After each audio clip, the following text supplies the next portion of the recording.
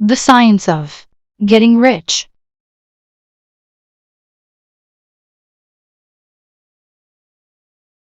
Chapter 4. The first principle in the science of getting rich. Thought is the only power which can produce tangible riches from the formless substance. The stuff from which all things are made is a substance which thinks, and a thought of form, then this substance produces the form. Original substance moves according to its thoughts. Every form and process you see in nature is the visible expression of a thought in original substance. As the formless stuff thinks of a form, it takes that form. As it thinks of a motion, it makes that motion. That is the way all things were created. We live in a thought world, which is part of a thought universe. The thought of a moving universe extended throughout formless substance, and the thinking stuff moving according to that thought took the form of systems of planets and maintains that form. Thinking substance takes the form of its thought and moves according to the thought. Holding the idea of a circling system of suns and worlds, it takes the form of these bodies and moves them as it thinks. Thinking the form of a slow-growing oak tree, it moves accordingly and produces the tree, though centuries may be required to do the work. In creating, the formless seems to move according to the lines of motion it has established. The thought of an oak tree does not cause the instant formation of a full-grown tree, but it does start in motion the forces which will produce the tree along established lines of growth. Every thought of form, held in thinking substance, causes the creation of the form, but always, or at least generally, along lines of growth and action already established. The thought of a house of a certain construction, if it were impressed upon formless substance, might not cause the instant formation of the house, but it would cause the turning of creative energies already working in trade and commerce into such channels as to result in the speedy building of the house. And if there were no existing channels through which the creative energy could work, then the house would be formed directly from primal substance, without waiting for the slow processes of the organic and inorganic world. No thought of form can be impressed upon original substance without causing the creation of the form. Man is a thinking center and can originate thought. All the forms that man fashions with his hands must first exist in his thought. He cannot shape a thing until he has thought that thing. And so far man has confined his efforts wholly to the work of his hands. He has applied manual labor to the world of forms, seeking to change or modify those already existing. He has never thought of trying to cause the creation of new forms by impressing his thoughts upon formless substance. When man has thought form, he takes material from the forms of nature and makes an image of the form which is in his mind. He has, so far, made little or no effort to cooperate with formless intelligence, to work with the Father. He has not dreamed that he can do what he sees the Father doing. Man reshapes and modifies existing forms by manual labor. He has given no attention to the question whether he may not produce things from formless substance by communicating his thoughts to it. We propose to prove that he may do so, to prove that any man or woman may do so, and to show how. As our first step, we must lay down 3 fundamental propositions. First, we assert that there is one original formless stuff, or substance, from which all things are made. All the seemingly many elements are but different presentations of one element. All the many forms found in organic and inorganic nature are but different shapes made from the same stuff.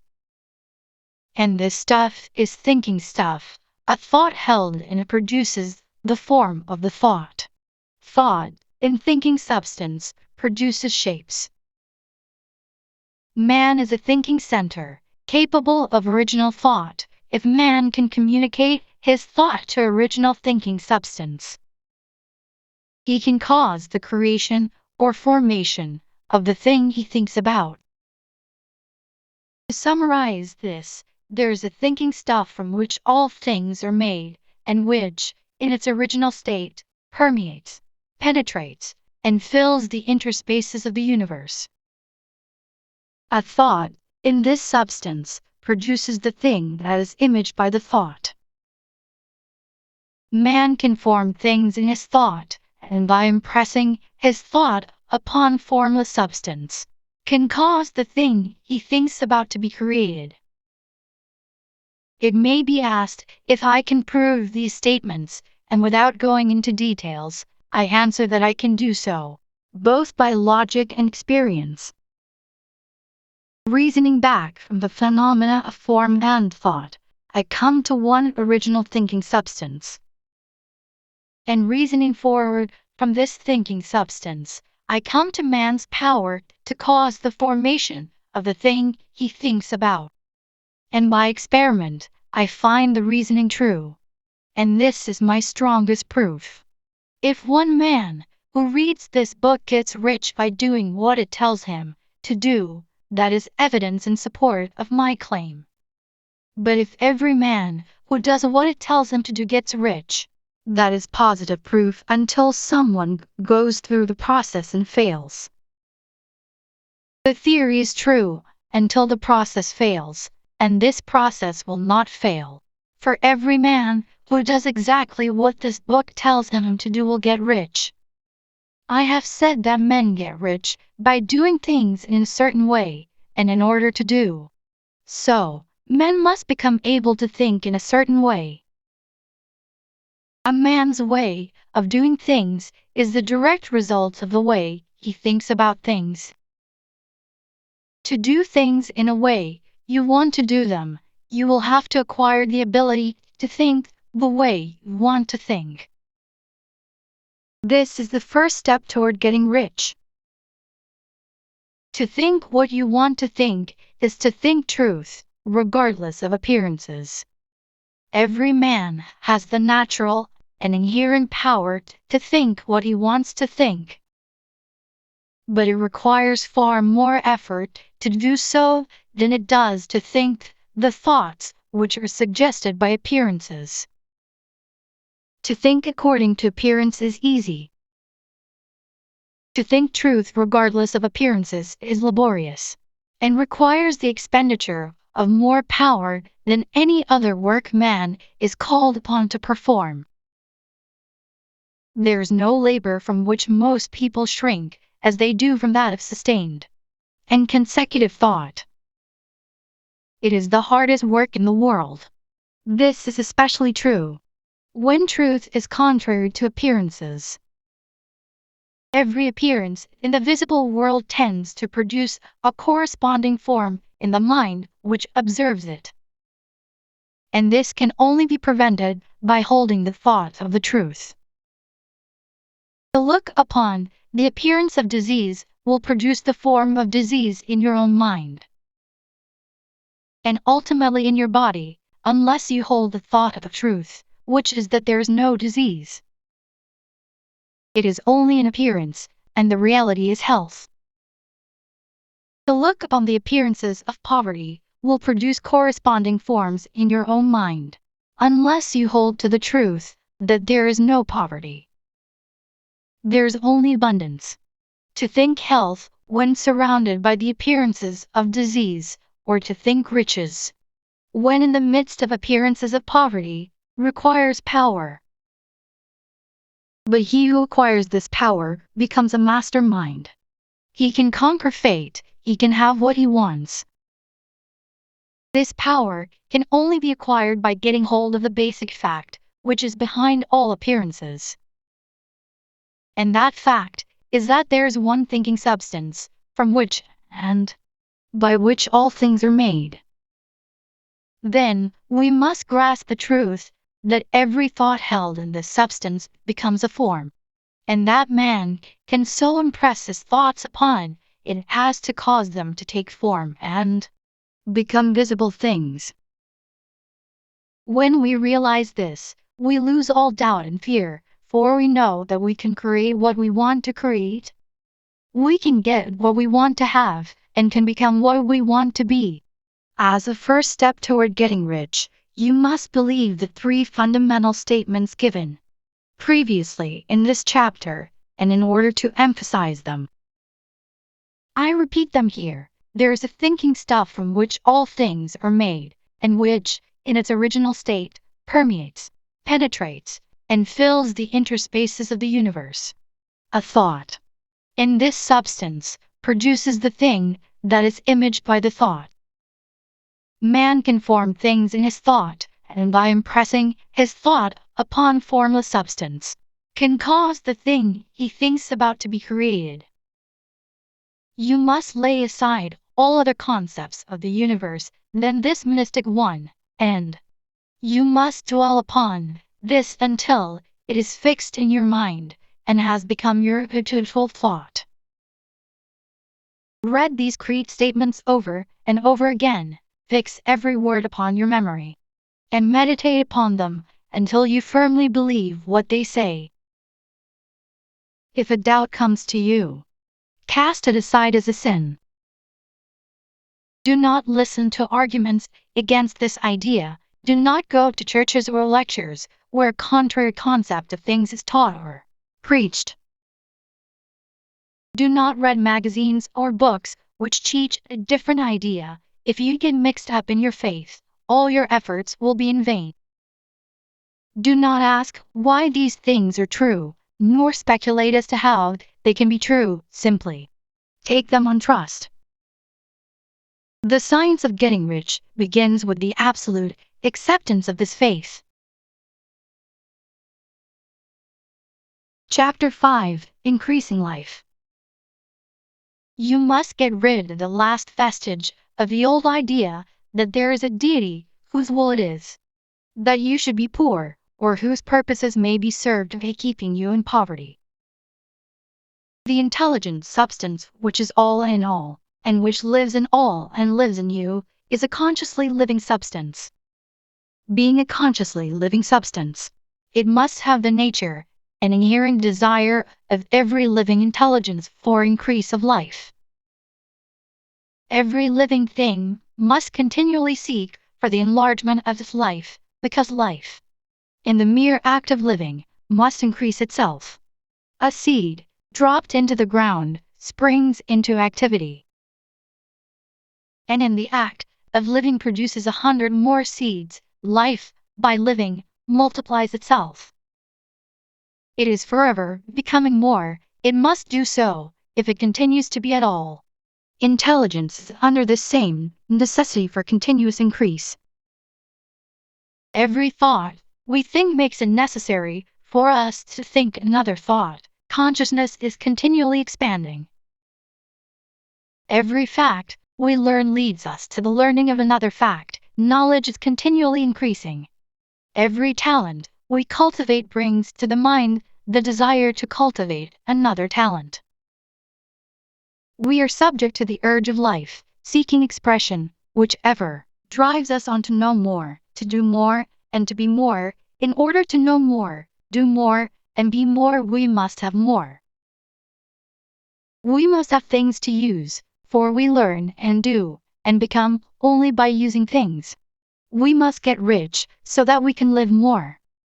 The desire for riches is simply the capacity for larger life-seeking fulfillment.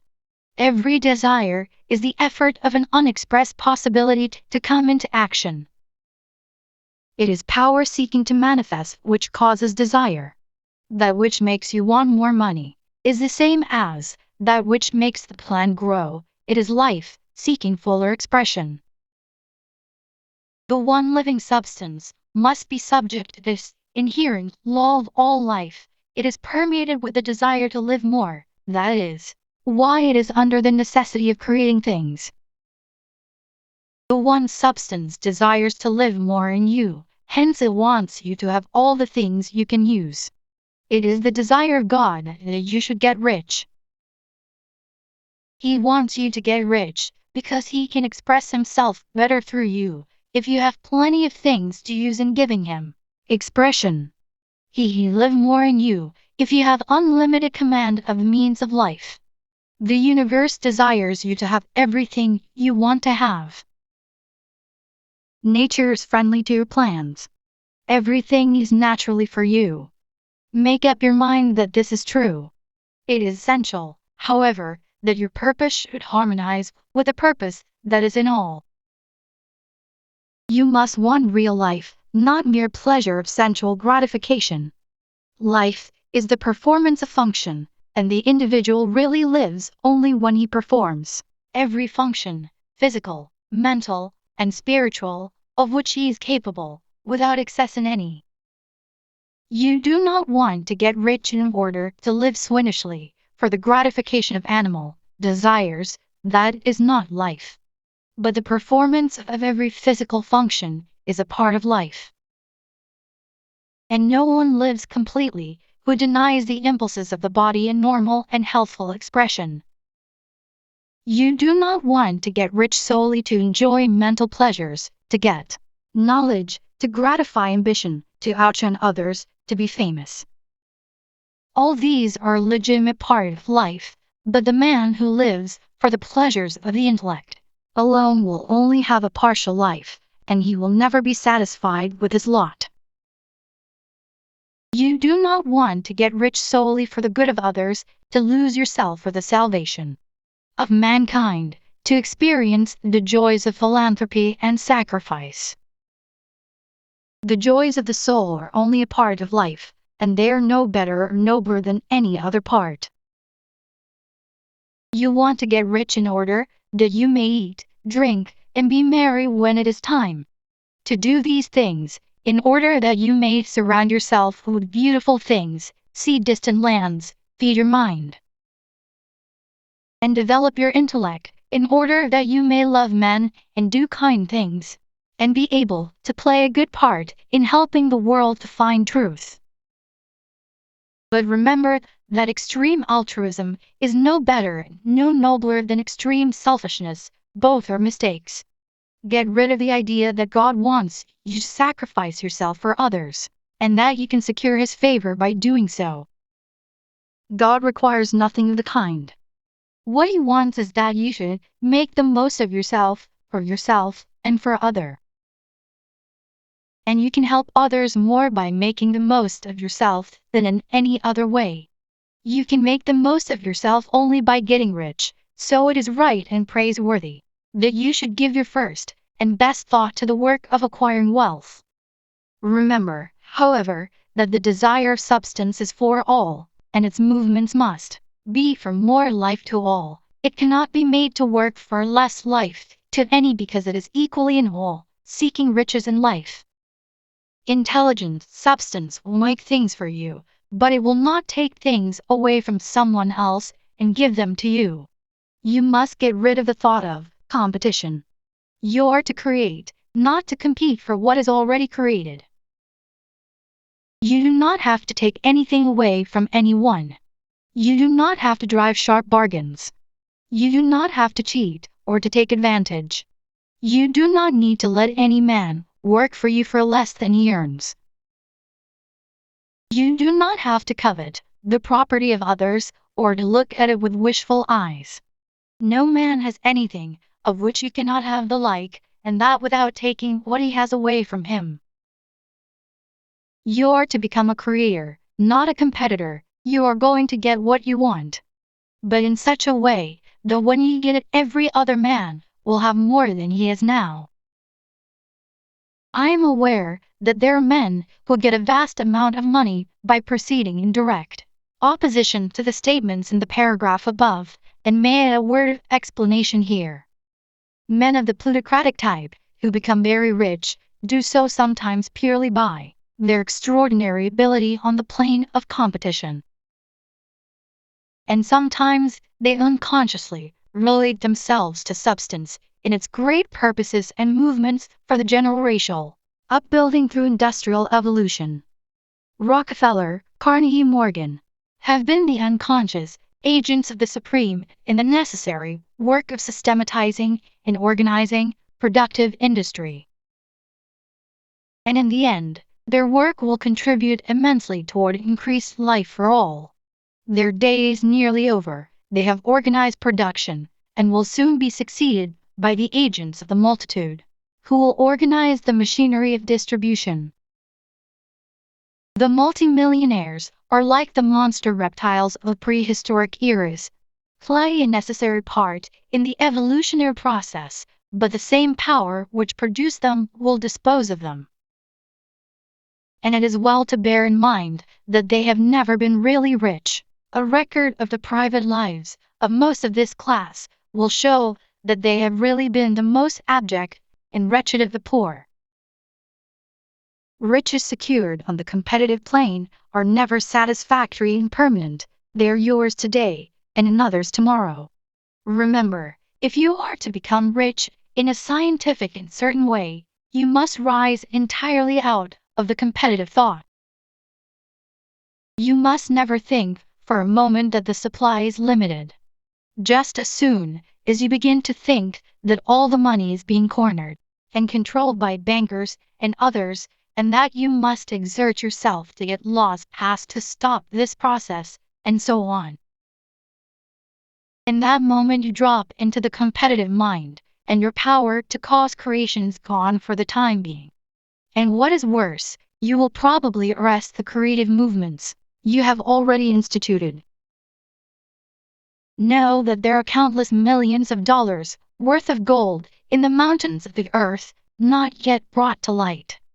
And know that if there were not, more would be created from thinking substance to supply your needs. Know that the money you need will come, even if it's necessary for 1,000 men to be led to the discovery of new gold mines tomorrow. Never look at the visible supply, look always at the limitless riches in formless substance, and know that they are coming to you as fast as you can receive and use them. Nobody, by cornering the visible supply, can prevent you from getting what is yours. So never allow yourself to think for an instant that all the best building spots will be taken before you get ready to build your house, unless you hurry. Never worry about the trusts and combines, and get anxious for fear they will soon come to own the whole earth. Never get afraid that you will lose what you want because some other person beats you to it. That cannot possibly happen. You are not seeking anything that is possessed by anybody else. You are causing what you want to be created from formless substance, and the supply is without limits. Stick to the formulated statement. There's a thinking stuff from which all things are made, and which, in its original state, permeates, penetrates, and fills the interspaces of the universe. A thought, in this substance, produces the thing that is imaged by the thought. Man can form things in his thought, and by impressing his thought upon formless substance, can cause the thing he thinks about to be created. Chapter 6. How Riches Come to You. When I say that you do not have to drive sharp bargains, I do not mean that you do not have to drive any bargains at all, or that you are above the necessity for having any dealings with your fellow men. I mean that you will not need to deal with them unfairly. You do not have to get something for nothing, but can give to every man more than you take from him. You cannot give every man more in cash market value than you take from him, but you can give him more in use value than the cash value of the thing you take from him. The paper, ink, and other material in this book may not be worth the money you pay for it. But if the ideas suggested by it bring you thousands of dollars, you have not been wronged by those who sold it to you. They have given you a great use value for a small cash value. Let us suppose that I own a picture by one of the great artists, which, in any impressive thought of a sewing machine on thinking substance until the machine is formed without hands, in the room where you sit or elsewhere. But if you want a sewing machine, hold the mental image of it with the most positive certainty that it is being made, or is on its way to you. After once forming the thought, have the most absolute and unquestioning faith that the sewing machine is coming. Never think of it, or speak of it, in any other way than as being sure to arrive. Claim it as already yours. It will be brought to you by the power of the supreme intelligence acting upon the minds of men. If you live in Maine, it may be that a man will be brought from Texas or Japan to engage in some transaction which will result in your getting what you want. If so, the whole matter will be as much to that man's advantage as it is to yours. Do not forget for a moment that the thinking substance is through all, in all, communicating with all, and can influence all. The desire of thinking substance for fuller life and better living has caused the creation of all the sewing machines already made, and it can cause the creation of millions more, and will, whenever men set in motion by desire and faith, and by acting in a certain way. You can certainly have a sewing machine in your house, and it is just as certain that you can have any other thing or things which you want, and which you will use for the advancement of your own life and the lives of others. You need not hesitate about asking largely. It is your Father's pleasure to give you the kingdom, said Jesus. Original substance wants to live all that is possible in you, and wants you to have all that you can, or will use for the living of the most abundant life. If you fix upon your consciousness the fact that the desire you feel for the possession of riches is one with the desire of omnipotence for more complete expression, your faith becomes invincible. Once I saw a little boy sitting at a piano and vainly trying to bring harmony out of the keys, and I saw that he was grieved and provoked by his inability to play real music. I asked him the cause of his vexation, and he answered, "I can feel the music in me, but I can't make my hands go right." The music in him was the urge of original substance, containing all the possibilities of all life. All that there is of music was seeking expression through the child. God, the one substance, is trying to live and do and enjoy things through humanity. He is saying, I want hands to build wonderful structures, to play divine harmonies, to paint glorious pictures. I want feet to run my errands, eyes to see my beauties, tongues to tell mighty truths, and to sing marvelous songs, and so on. All that there is a possibility is seeking expression through men. God wants those who can play music to have pianos and every other instrument, and to have the means to cultivate their talents to the fullest extent. He wants those who can appreciate beauty to be able to surround themselves with beautiful things. He wants those who can discern truth to have every opportunity to travel and observe. He wants those who can appreciate dress to be beautifully clothed, and those who can appreciate good food to be luxuriously fed. He wants all these things because it is Himself that enjoys and appreciates them. It is God who wants to play and sing and enjoy beauty and proclaim truth and wear fine clothes and eat good foods. It is God that worketh in you to will and to do, said Paul. The desire you feel for riches is the infinite, seeking to express Himself in you, as He sought to find expression in the little boy at the piano. So you need not hesitate to ask largely. Your part is to focalize and express the desire to God. This is a difficult point with most people. They retain something of the old idea that poverty and self-sacrifice are pleasing to God. They look upon poverty as a part of the plan, a necessity of nature, They have the idea that God has finished his work and made all that he can make, and that the majority of men must stay poor because there's not enough to go around. They hold so much of this erroneous thought that they feel ashamed to ask for wealth. They try not to want more than a very modest competence, just enough to make them fairly comfortable. I recall now the case of one student who was told that he must get in mind a clear picture of the things he desired, so that the created thought of him might be impressed on formless substance. He was a very poor man, living in a rented house, and having only what he earned from day to day, and he could not grasp the fact that all wealth was his. So, after thinking the matter over, he decided that he might reasonably ask for a new rug for the floor of his best room, and an anthracite coal stove to heat the house during the cold weather. Following the instructions given in this book, he obtained these things in a few months. And then it dawned upon him that he had not asked enough. He went through the house in which he lived and planned all the improvements he would like to make in it. He mentally added a bay window here and a room there, until it was complete in his mind as his ideal home. And then he planned its furnishings. Holding the whole picture in his mind, he began living in this certain way and moving toward what he wanted.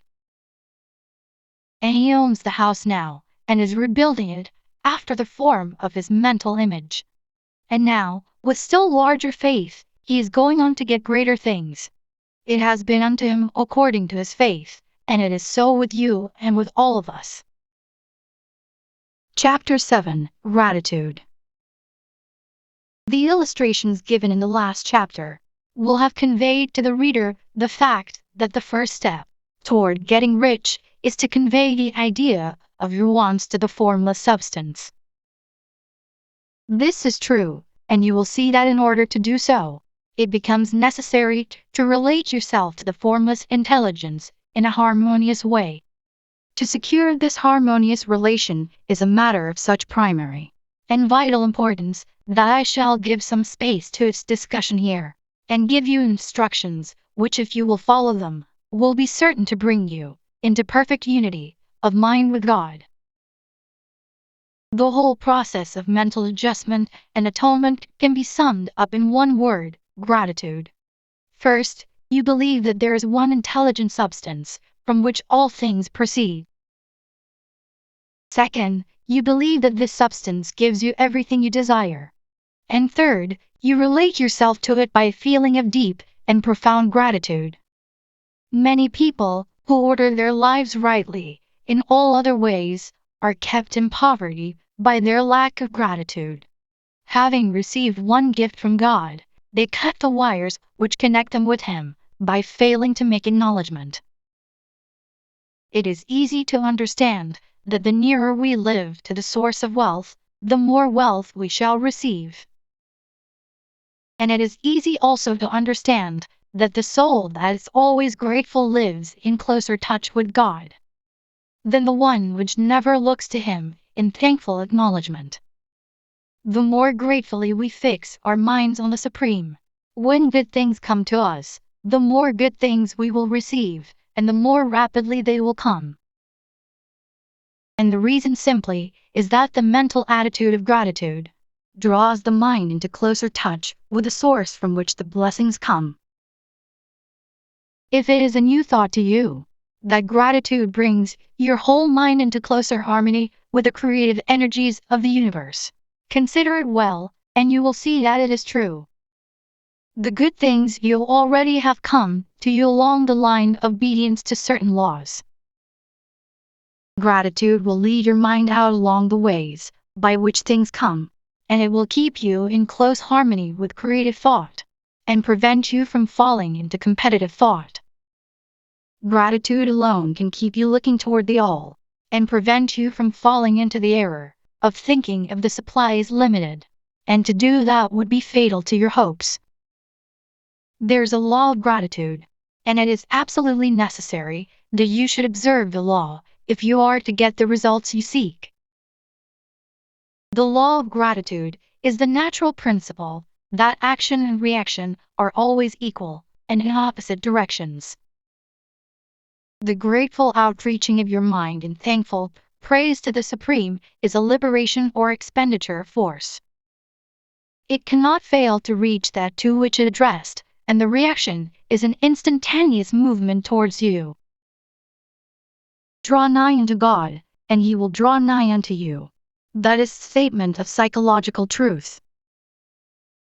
And if your gratitude is strong and constant, the reaction, in formless substance, will be strong and continuous. The movement of the things you want will be always toward you. Notice the grateful attitude that Jesus took. How He always seems to be saying, I thank Thee, Father, that Thou hearest me. You cannot exercise much power without gratitude. For it is gratitude that keeps you connected with power. But the value of gratitude does not consist solely in getting you more blessings in the future. Without gratitude you cannot long keep from dissatisfied thought regarding things as they are. The moment you permit your mind to dwell with dissatisfaction upon things as they are, you begin to lose ground. You fix attention upon the common, the ordinary, the poor, and the squalid and mean, and your mind takes the form of these things. Then you will transmit these forms or mental images to the formless, and the common, the poor, the squalid, and mean will come to you. To permit your mind to dwell upon the inferior is to become inferior and to surround yourself with inferior things. On the other hand, to fix your attention on the best is to surround yourself with the best and to become the best. The creative power within us makes us into the image of that to which we give our attention. We are thinking substance, and thinking substance always takes the form of that which it thinks about. The grateful mind is constantly fixed upon the best. Therefore it tends to become the best. It takes the form or character of the best, and will receive the best. Also, faith is born of gratitude. The grateful mind continually expects good things, and expectation becomes faith. The reaction of gratitude upon one's own mind produces faith. And every outgoing wave of grateful thanksgiving increases faith. He who has no feeling of gratitude cannot long retain a living faith, and without a living faith, you cannot get rich by the creative method, as we shall see in the following chapters. It is necessary, then, to cultivate the habit of being grateful for every good thing that comes to you, and to give thanks continuously. And because all things have contributed to your advancement, you should include all things in your gratitude. Do not waste time thinking or talking about the shortcomings or wrong actions of plutocrats or trust magnates. Their organization of the world has major opportunity. All you get really comes to you because of them. Do not rage against corrupt politicians. If it were not for politicians, we should fall into anarchy, and your opportunity would be greatly lessened. God has worked a long time, and very patiently, to bring us up to where we are in industry and government. And He is going right on with His work. There's not the least doubt that He will do away with plutocrats, trust magnates, captains of industry, and politicians as soon as they can be spared, but in the meantime, behold, they are all very good. Remember that they are all helping to arrange the lines of transmission along which your riches will come to you, and be grateful to them all. This will bring you into harmonious relations with the good in everything, and the good in everything will move toward you. Chapter 8. Thinking in a Certain Way. Turn back to Chapter 6, and read again the story of the man who formed a mental image of his house, and you will get a fair idea of the initial step toward getting rich. You must form a clear, definite mental picture of what you want. You cannot transmit an idea unless you have it yourself. You must have it before you can give it, And many people fail to impress thinking substance because they have themselves only a vague and misty concept of the things they want to do, to have, or to become. It is not enough that you should have a general desire for wealth to do good with. Everybody has that desire. It is not enough that you should have a wish to travel, see things, live more, etc. Everybody has those desires also. If you were going to send a wireless message to a friend, you would not send the letters of the alphabet in their order and let him construct the message for himself, nor would you take words at random from the dictionary. You would send a coherent sentence, one which meant something. When you try to impress your wants upon substance, remember that it must be done by a coherent statement. You must know what you want and be definite. You can never get rich or start the creative power into action by sending out unformed longings and vague desires. Go over your desires just as the man I have described went over his house. See just what you want and get a clear mental picture of it as you wish it to look when you get it. That clear mental picture you must have continually in mind, as the sailor has in mind the port toward which he is sailing the ship. You must keep your face toward it all the time. You must no more lose sight of it than the steersman loses sight of the compass. It is not necessary to take exercises in concentration, nor to set apart special times for prayer and affirmation, nor to go into the silence, nor to do occult stunts of any kind. Their things are well enough, but all you need is to know what you want, and to want it badly enough so that it will stay in your thoughts. Spend as much of your leisure time as you can in contemplating your picture, but no one needs to take exercises to concentrate his mind on a thing which he really wants. It is the things you do not really care about which require effort to fix your attention upon them.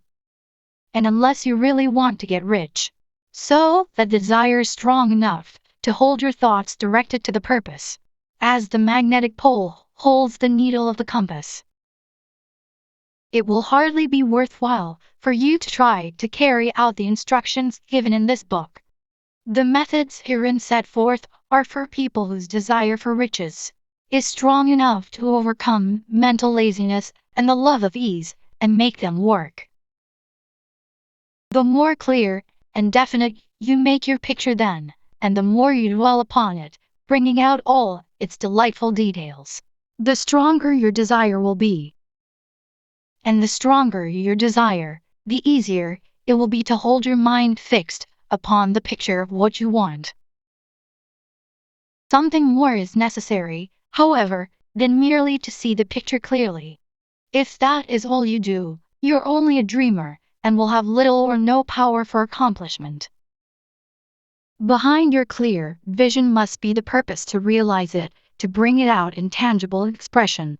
And behind this purpose must be an invincible and unwavering faith that the thing is already yours, that it is at hand, and you have only to take possession of it. Live in the new house, mentally, until it takes form around you physically. In the mental realm, enter at once into full enjoyment of the things you want. Whatsoever things ye ask for when ye pray, believe that you receive them, and ye shall have them, said Jesus. See the things you want as if they were actually around you all the time. See yourself as owning and using them. Make use of them in imagination, just as you will use them when they're your tangible possessions.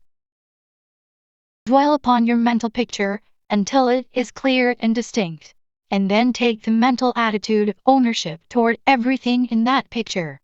Take possession of it, in mind, in the full faith that it is actually yours. Hold to this mental ownership, do not waver for an instant in the faith that it is real. And remember what was said in a preceding chapter about gratitude. Be as thankful for it all the time as you expect to be when it has taken form. The man who can sincerely thank God for the things which as yet he owns only in imagination has real faith. He will get rich, he will cause the creation of whatsoever he wants. You do not need to pray repeatedly for things you want. It is not necessary to tell God about it every day. Use not vain repetitions as the heathen do, Jesus said to his pupils. For your Father knoweth that ye have need of these things before ye ask him. Your part is to intelligently formulate your desire for the things which make for a larger life, and to get these desires arranged into a coherent whole.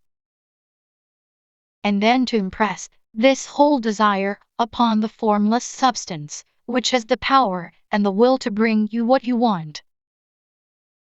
You do not make this impression by repeating strings of words. You make it by holding the vision with an unshakable purpose to attain it, and with steadfast faith that you do attain it. The answer to prayer is not according to your faith while you are talking, but according to your faith while you are working. You cannot impress the mind of God by having a special Sabbath day set apart to tell him what you want, and forgetting him during the rest of the week. You cannot impress him by having special hours to go into your closet and pray, if you then dismiss the matter from your mind until the hour of prayer comes again. Oral prayer is well enough and has its effect, especially upon yourself, in clarifying your vision and strengthening your faith. But it is not your oral petitions which get you what you want. In order to get rich, you do not need a sweet hour of prayer. You need to pray without ceasing, and by prayer, I mean holding steadily to your vision, with the purpose to cause its creation into solid form, and the faith that you are doing so. Believe that you receive them. The whole matter turns on receiving, once you have clearly formed your vision. When you have formed it, it is well to make an oral statement, addressing the Supreme in reverent prayer. And from that moment you must, in mind, receive what you ask for. Live in the new house, wear the fine clothes, ride in the automobile, go on the journey, and confidently plan for greater journeys. Think and speak of all the things you have asked for in terms of actual present ownership. Imagine an environment and a financial condition exactly as you want them, and live all the time in that imaginary environment and financial condition. Mind, however, that you do not do this as a mere dreamer and castle builder. Hold to the faith that the imaginary is being realized, and to the purpose to realize it. Remember that it is faith and purpose in the use of the imagination which make the difference between the scientist and the dreamer. And having learned this fact, it is here that you must learn the proper use of the will. Chapter 9. How to use the will. To set about getting rich in a scientific way, you do not try to apply your will power to anything outside of yourself. You have no right to do so, anyway. It is wrong to apply your will to other men and women in order to get them to do what you wish done. It is flagrantly wrong to coerce people by mental power as it is to coerce them by physical power. If compelling people by physical force to do things for you reduces them to slavery, compelling them by mental means accomplishes exactly the same thing, the only difference is in methods. If taking things from people by physical force is robbery, then taking things by mental force is robbery also. There is no difference in principle. You have no right to use your willpower upon another person, even for his own good, for you do not know what is for his good. The science of getting rich does not require you to apply power or force to any other person, in any way whatsoever. There's not the slightest necessity for doing so.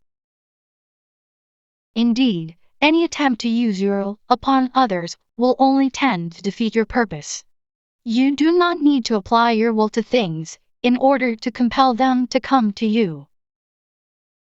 That would simply be trying to coerce God, and would be foolish and useless, as well as irreverent. You do not have to compel God to give you good things, any more than you have to use your willpower to make the sun rise. You do not have to use your willpower to conquer an unfriendly deity, or to make stubborn and rebellious forces do your bidding. Substance is friendly to you, and is more anxious to give you what you want than you are to get it. To get rich, you need only to use your willpower upon yourself. When you know what to think and do, then you must use your will to compel yourself to think and do the right things. That is the legitimate use of the will, in getting what you want to use it in holding yourself to the right course. Use your will to keep yourself thinking and acting in the certain way. Do not try to project your will, or your thoughts, or your mind out into space to act on things or people. Keep your mind at home, it can accomplish more there than elsewhere. Use your mind to form a mental image of what you want, and to hold that vision with faith and purpose, and use your will to keep your mind working in the right way. The more steady and continuous your faith and purpose, the more rapidly you will get rich, because you will make only positive impressions upon substance, and you will not neutralize or offset them by negative impressions. The picture of your desires, held with faith and purpose, is taken up by the formless, and permeates it to great distances throughout the universe, for all I know. As this impression spreads, all things are set moving toward its realization, every living thing, every inanimate thing, and the things yet uncreated, are stirred toward bringing into being that which you want. All force begins to be exerted in that direction, all things begin to move toward you. The minds of people everywhere are influenced toward doing the things necessary to the fulfilling of your desires, and they work for you, unconsciously. But you can check all this by starting a negative impression in the formless substance. Doubt or unbelief is as certain to start a movement away from you as faith and purpose are to start one toward you.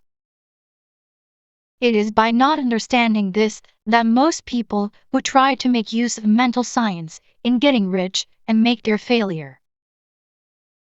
Every hour and moment you spend in giving heed to doubts and fears, every hour you spend in worry, every hour in which your soul is possessed by unbelief, sets a current away from you in the whole domain of intelligent substance. All the promises are unto them that believe, and unto them only. Notice how insistent Jesus was upon this point of belief, and now you know the reason why. Since belief is all important, it behooves you to guard your thoughts, and as your beliefs will be shaped to a very great extent by the things you observe and think about, it is important that you should command your attention, and here the will comes into use. For it is by your will that you determine upon what things your attention shall be fixed. If you want to become rich, you must not make a study of poverty. Things are not brought into being by thinking about their opposites. Health is never to be attained by studying disease and thinking about disease. Righteousness is not to be promoted by studying sin and thinking about sin, and no one ever got rich by studying poverty and thinking about poverty. Medicine as a science of disease has increased disease, religion as a science of sin has promoted sin, and economics as a study of poverty will fill the world with wretchedness and want. Do not talk about poverty, do not investigate it, or concern yourself with it. Never mind what its causes are, you have nothing to do with them. What concerns you is the cure. Do not spend your time in charitable work or charity movements. All charity only tends to perpetuate the wretchedness it aims to eradicate. I do not say that you should be hard-hearted or unkind and refuse to hear the cry of need, but you must not try to eradicate poverty in any of the conventional ways. Put poverty behind you, and put all that pertains to behind you, and make good. Get rich, that is the best way you can help the poor. And you cannot hold the mental image, which is to make you rich, if you fill your mind with pictures of poverty. Do not read books or papers which give circumstantial accounts of the wretchedness of the tenement dwellers, of the horrors of child labor, and so on. Do not read anything which fills your mind with gloomy images of want and suffering. You cannot help the poor in the least by knowing about these things, and the widespread knowledge of them does not tend at all to do away with poverty. What tends to do away with poverty is not the getting of pictures of poverty into your mind, but getting pictures of wealth into the minds of the poor. You are not deserting the poor in their misery when you refuse to allow your mind to be filled with pictures of misery. Poverty can be done away with, not by increasing the number of well-to-do people who think about poverty, but by increasing the number of poor people who purpose with faith to get rich. The poor do not need charity, they need inspiration. Charity only sends them a loaf of bread to keep them alive in their wretchedness, or gives them an entertainment to make them forget for an hour or two. But inspiration will cause them to rise out of their misery. If you want to help the poor, demonstrate to them that they can become rich. Prove it by getting rich yourself. The only way in which poverty will ever be banished from this world is by getting a large and constantly increasing number of people to practice the teachings of this book. People must be taught to become rich by creation, not by competition. Every man who becomes rich by competition throws down behind him the ladder by which he rises and keeps others down. But every man who gets rich by creation opens a way for thousands to follow him and inspires them to do so. You are not showing hardness of heart or an unfeeling disposition when you refuse to pity poverty, see poverty, read about poverty, or think or talk about it, or to listen to those who do talk about it. Use your willpower to keep your mind off the subject of poverty, and to keep it fixed with faith and purpose on the vision of what you want. Further use of the will. You cannot retain a true and clear vision of wealth if you are constantly turning your attention to opposing pictures, whether they be external or imaginary. Do not tell of your past troubles of a financial nature. If you have had them, do not think of them at all. Do not tell of the poverty of your parents or the hardships of your early life. To do any of these things is to mentally class yourself with the poor for the time being. And it will certainly check the movement of things in your direction. Let the dead bury their dead, as Jesus said. Put poverty and all things that pertain to poverty completely behind you. You have accepted a certain theory of the universe as being correct, and are resting all your hopes of happiness on its being correct. And what can you gain by giving heed to conflicting theories?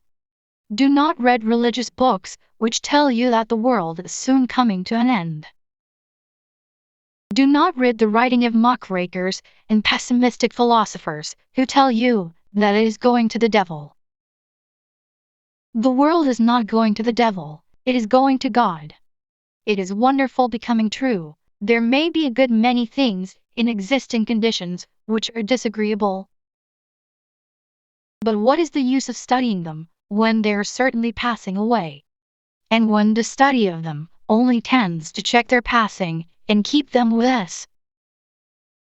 Why give time and attention to things which are being removed by evolutionary growth, when you can hasten their removal only by promoting the evolutionary growth as far as your part of it goes?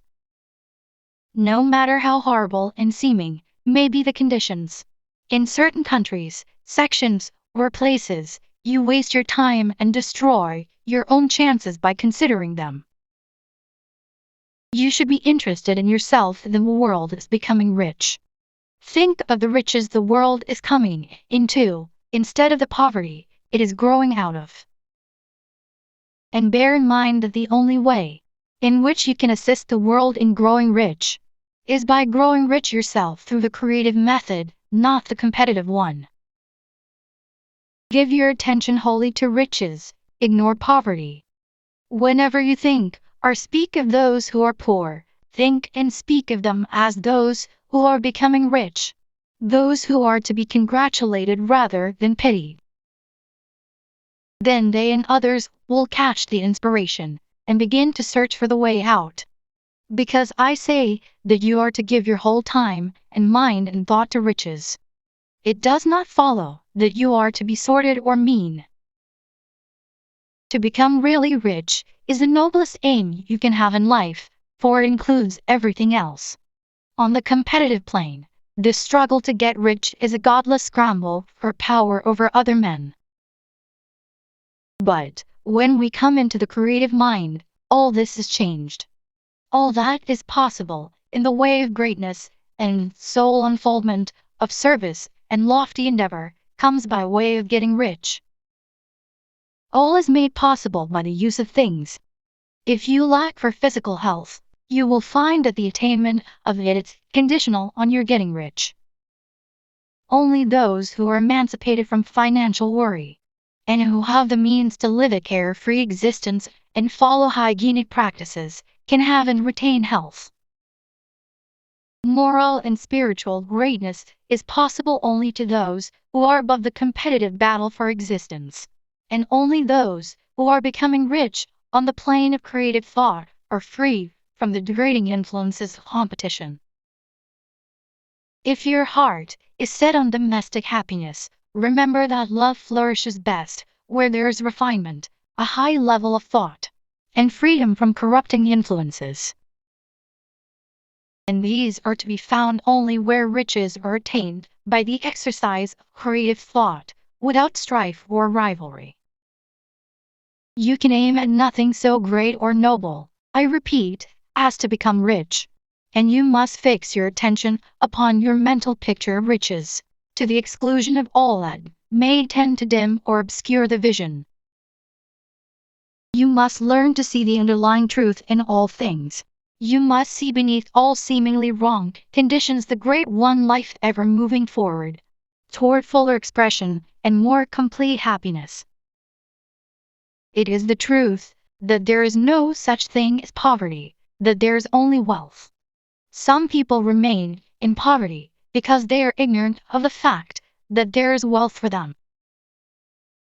And these can best be taught by showing them the way to affluence in your own person and practice. Others are poor because, while they feel that there is a way out, they are too intellectually indolent to put forth the mental effort necessary to find that way and by travel it. And for these, the very best thing you can do is to arouse their desire, by showing them the happiness that comes from being rightly rich. Others still are poor because, while they have some notion of science, they have become so swamped and lost in the maze of metaphysical and occult theories that they do not know which road to take. They try a mixture of many systems and fail in all. For these, again, the very best thing to do is to show the right way in your own person and practice. An ounce of doing things is worth a pound of theorizing. The very best thing you can do for the whole world is to make the most of yourself. You can serve God and man in no more effective way than by getting rich. That is, if you get rich by the creative method and not by the competitive one. Another thing. We assert that this book gives in detail the principles of the science of getting rich. And if that is true, you do not need to read any other book upon the subject. This may sound narrow and egotistical, but consider. There's no more scientific method of computation in mathematics than by addition, subtraction, multiplication and division. No other method is possible. There can be but one shortest distance between 2 points. There's only one way to think scientifically, and that is to think in the way that leads by the most direct and simple route to the goal. No man has yet formulated a briefer or less complex system than the one set forth herein. It has been stripped of all non-essentials. When you commence on this, lay all others aside. Put them out of your mind altogether. Read this book every day.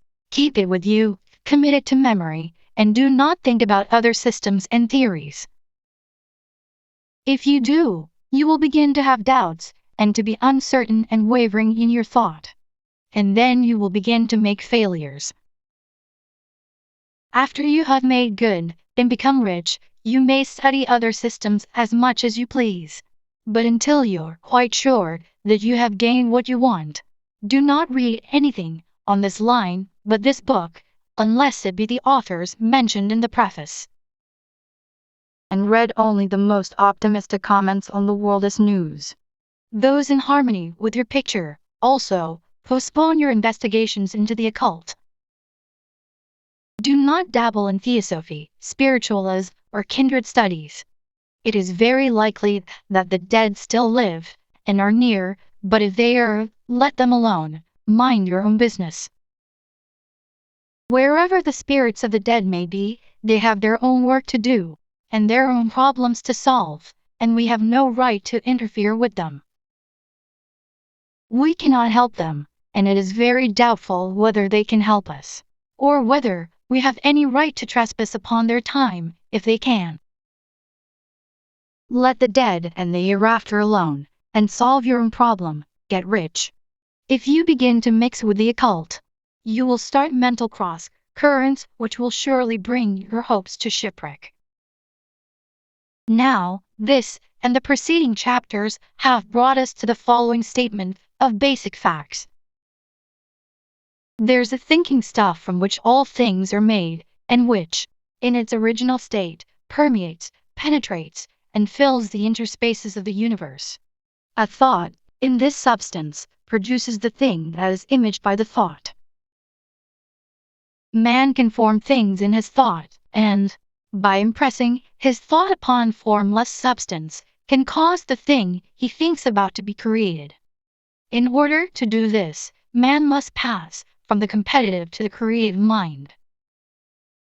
He must form a clear mental picture of the things he wants, and hold this picture in his thoughts with a fixed purpose to get what he wants, and the unwavering faith that he does get what he wants, closing his mind against all that may to shake his purpose, dim his vision, or quench his faith. And in addition to all this, we shall now see that he must live and act in a certain way. Chapter 11. Acting in the certain way. Thought is the creative power, or the impelling force, which causes the creative power to act. Thinking in a certain way will bring riches to you, but you must not rely upon thought alone, paying no attention to personal action. That is the rock upon which many otherwise scientific metaphysical thinkers meet shipwreck. The failure to connect thought with personal action. We have not yet reached the stage of development, even supposing such a stage to be possible, in which man can create directly from formless substance, without nature's processes or the work of human hands. Man must not only think, but his personal action must supplement his thought. By thought you can cause the gold in the hearts of the mountains to be impelled toward you. But it will not mine itself, refine itself, point itself into double eagles, and come rolling along the road seeking its way into your pocket. Under the impelling power of the Supreme Spirit, men's affairs will be so ordered that someone will be led to mine the gold for you. Other men's business transactions will be so directed that the gold will be brought toward you, and you must so arrange your own business affairs that you may be able to receive it when it comes to you. Your thought makes all things, animate and inanimate, work to bring you what you want, but your personal activity must be such that you can rightly receive what you want. When it reaches you, you are not to take it as charity, nor to steal it. You must give every man more in use value than he gives you in cash value. The scientific use of thought consists in forming a clear and distinct mental image of what you want, in holding fast to the purpose to get what you want, and in realizing with grateful faith that you get what you want. Do not try to project your thought in any mysterious or occult way, with the idea of having it go and do things for you. That is wasted effort and will weaken your power to think with sanity. The action of thought in getting rich is fully explained in the preceding chapters. Your faith and purpose positively impress your vision upon formless substance, which has the same desire for more life that you have. And this vision, received from you, sets all the creative forces at work in and through their regular channels of action, but directed toward you. It is not your part to guide or supervise the creative process. All you have to do with that is to retain your vision, stick to your purpose, and maintain your faith and gratitude. But you must act in a certain way so that you can appropriate what is yours when it comes to you, so that you can meet the things you have in your picture and put them in their proper places as they arrive. You can really see the truth of this. When things reach you, they will be in the hands of other men who will ask an equivalent for them. And you can only get what is yours by giving the other man what is his. Your pocketbook is not going to be transformed into a fortunatus purse, which shall be always full of money without effort on your part. This is a crucial point in the science of getting rich, right here, where thought and personal action must be combined. There are very many people who, consciously or unconsciously, set the creative forces in action by the strength and persistence of their desires, but who remain poor because they do not provide for the reception of the thing they want when it comes. By thought, the thing you want is brought to you, by action you receive it. Whatever your action is to be, it is evident that you must act now. You cannot act in the past, and it is essential to the clearness of your mental vision that you dismiss the past from your mind. You cannot act in the future, for the future is not here yet. And you cannot tell how you will want to act in any future contingency until that contingency has arrived. Because you are not in the right business or the right environment now, do not think that you must postpone action until you get into the right business or environment. And do not spend time in the present taking thought as to the best course in possible future emergencies. Have faith in your ability to meet any emergency when it arrives. If you act in the present with your mind on the future, your present action will be with a divided mind and will not be effective. Put your whole mind into present action. Do not give your creative impulse to original substance and then sit down and wait for results. If you do, you will never get them. Act now. There's never any time but now, and there never will be any time but now. If you are ever to begin to make ready for the reception of what you want, you must begin now.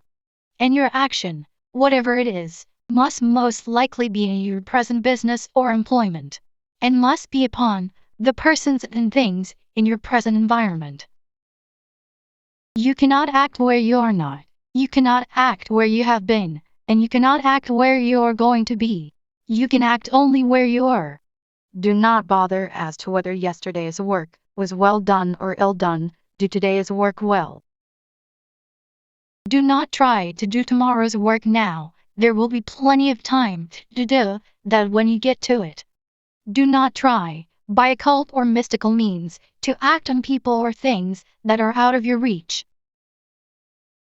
Do not wait for a change of environment before you act. Get a change of environment by action. You can so act upon the environment in which you are now as to cause yourself to be transferred to a better environment. Hold with faith and purpose the vision of yourself in the better environment. But act upon your present environment with all your heart, and with all your strength, and with all your mind. Do not spend any time in daydreaming or castle building. Hold to the one vision of what you want, and act now.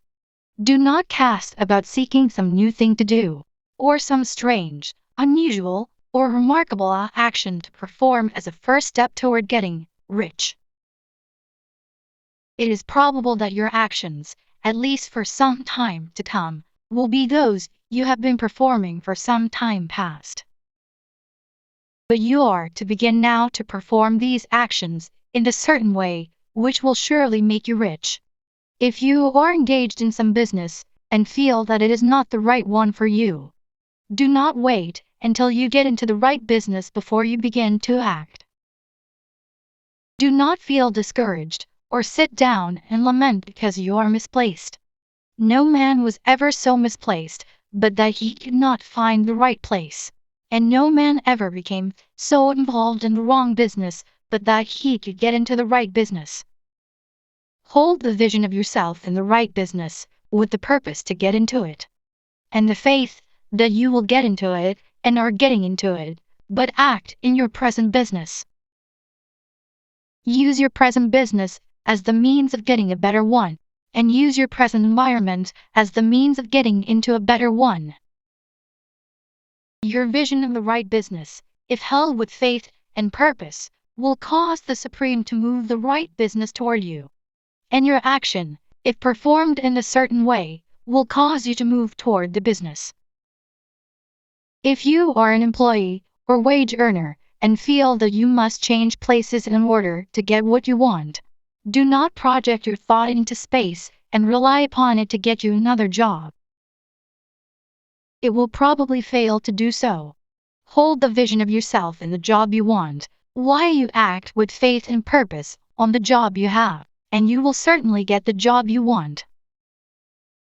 Your vision and faith will set the creative force in motion to bring it toward you, and your action will cause the forces in your own environment to move you toward the place you want. In closing this chapter, we will add another statement to our syllabus. There's thinking stuff from which all things are made, and which, in its original state, permeates, penetrates, and fills the interspaces of the universe.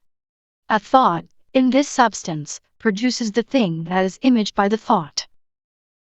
Man can form things in his thought, and, by impressing his thought upon formless substance, can cause the thing he thinks about to be created. In order to do this, man must pass from the competitive to the creative mind. He must form a clear mental picture of the things he wants, and hold this picture in his thoughts with a fixed purpose to get what he wants.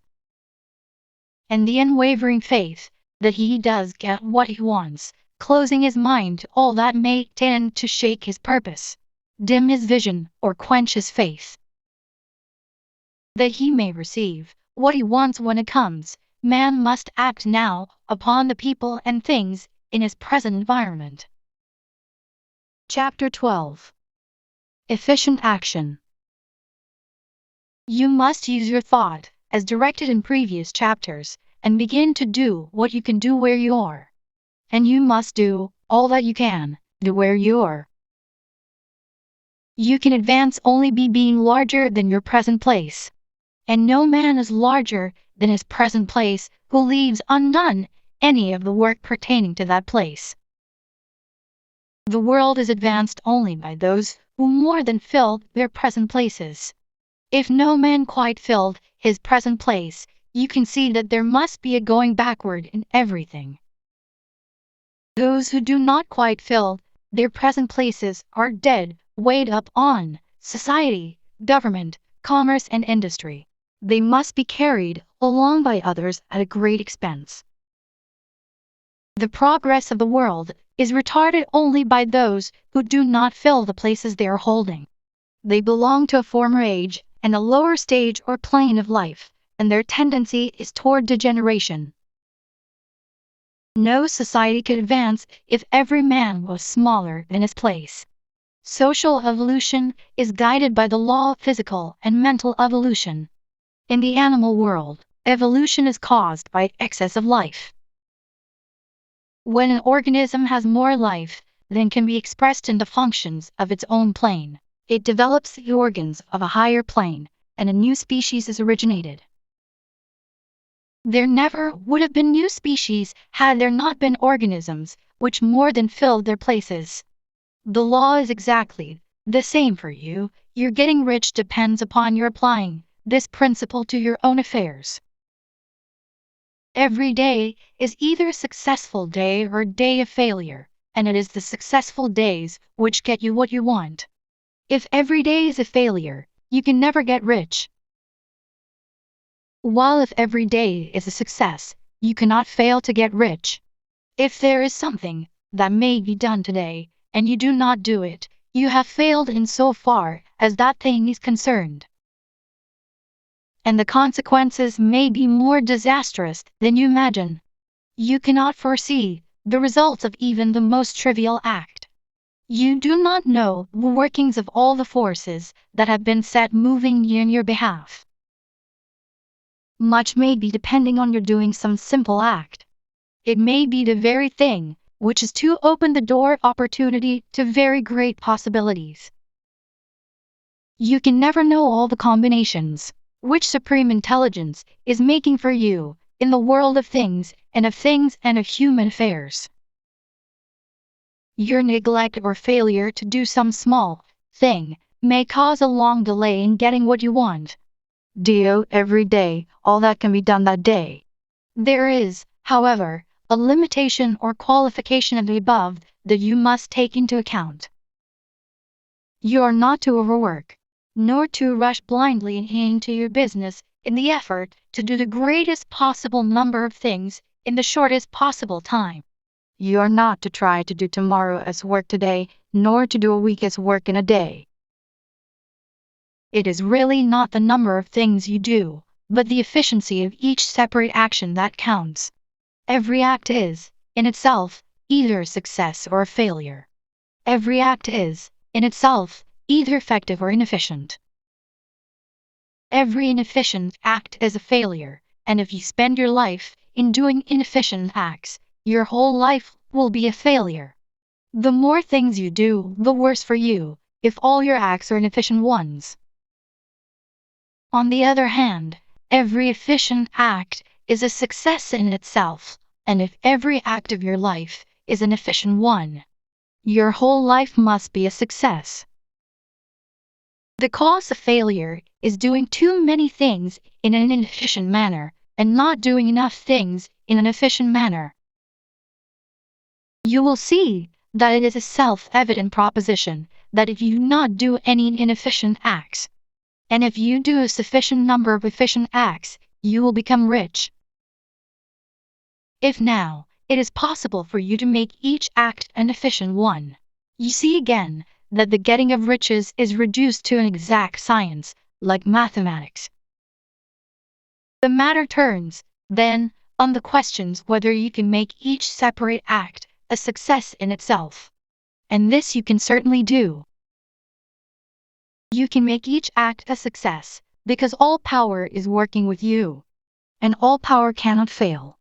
Power is at your service. And to make each act efficient, you have only to put power into it. Every action is either strong or weak, and when everyone is strong, you are acting in the certain way which will make you rich. Every act can be made strong and efficient by holding your vision while you're doing it, and putting the whole power of your faith and purpose into it. It is at this point that the people fail who separate mental power from personal action. They use the power of mind in one place and at one time, and they act in another place and at another time. So their acts are not successful in themselves. Too many of them are inefficient. But if all power goes into every act, no matter how commonplace, every act will be a success in itself. And as in the nature of things, Every success opens the way to other successes. Your progress toward what you want, and the progress of what you want toward you, will become increasingly rapid. Remember that successful action is cumulative in its results. Since the desire for more life is inherent in all things, when a man begins to move toward larger life, more things attach themselves to him, and the influence of his desires multiplied. Do every day all that you can do that day, and do each act in an efficient manner. In saying that, you must hold your vision while you are doing each act, however trivial or commonplace. I do not mean to say that it is necessary at all times to see the vision distinctly to its smallest details. It should be the work of your leisure hours to use your imagination on the details of your vision, and to contemplate them until they are firmly fixed upon memory. If you wish speedy results, spend practically all your spare time in this practice. By continuous contemplation, you will get the picture of what you want, even to the smallest details, so firmly fixed upon your mind, and so completely transferred to the mind of formless substance, that in your working hours you need only to mentally refer to the picture to stimulate your faith and purpose, and cause your best effort to be put forth. Contemplate your picture in your leisure hours until your consciousness is so full of it that you can grasp it instantly. You will become so enthused with its bright promises that the mere thought of it will call forth the strongest energies of your whole being. Let us again repeat our syllabus, and by slightly changing the closing statement, bring it to the point we have now reached. There's a thinking stuff from which all things are made, and which, in its original state, permeates, penetrates, and fills the interspaces of the universe. Thought, in this substance, produces the thing that is imaged by the thought. Man can form things in his thought, and, by impressing his thought upon formless substance, can cause the thing he thinks about to be created. In order to do this, man must pass from the competitive to the creative mind. He must form a clear mental picture of the things he wants, and do, with faith and purpose, all that can be done each day, doing each separate thing in an efficient manner. Chapter 13. Getting into the right business. Success in any particular business depends, for one thing, upon your possessing, in a well-developed state, the faculties required in that business. Without good musical faculty, no one can succeed as a teacher of music. Without well-developed mechanical faculties, no one can achieve great success in any of the mechanical trades. Without tact and the commercial faculties, no one can succeed in mercantile pursuits. But to possess, in a well-developed state, the faculties required in your particular vocation does not ensure getting rich. There are musicians who have remarkable talent, and who yet remain poor. There are blacksmiths, carpenters, and so on, who have excellent mechanical ability, but who do not get rich, and there are merchants with good faculties for dealing with men who nevertheless fail. The different faculties are tools. It is essential to have good tools, but it is also essential that the tools should be used in the right way. One man can take a sharp saw, a square, a good plane, and so on, and build a handsome article of furniture. Another man can take the same tools and set to work to duplicate the article, but its production will be a botch. He does not know how to use good tools in a successful way. The various faculties of your mind are the tools with which you must do the work which is to make you rich. It will be easier for you to succeed if you get into a business for which you are well equipped with mental tools. Generally speaking, you will do best in that business which will use your strongest faculties, the one for which you are naturally best fitted. But there are limitations to this statement also. No man should regard his vocation as being irrevocably fixed by the tendencies with which he was born. You can get rich in any business, for if you have not the right talent, for you can develop that talent. It merely means that you will have to make your tools as you go along, instead of confining yourself to the use of those with which you were born. It will be easier for you to succeed in a vocation for which you already have the talents in a well-developed state. But you can succeed in any vocation, for you can develop any rudimentary talent. And there is no talent of which you have not, at least the rudiment. You will get rich most easily in point effort, if you do that for which you are best fitted. But you will get rich most satisfactorily, if you do that which you want to do. Doing what you want to do is life. And there is no real satisfaction in living if we are compelled to be forever doing something which we do not like to do, and can never do what we want to do. And it is certain that you can do what you want to do. The desire to do it is proof that you have within you the power which can do it. Desire is a manifestation of power. The desire to play music is the power which can play music, seeking expression and development. The desire to invent mechanical devices is the mechanical talent seeking expression and development.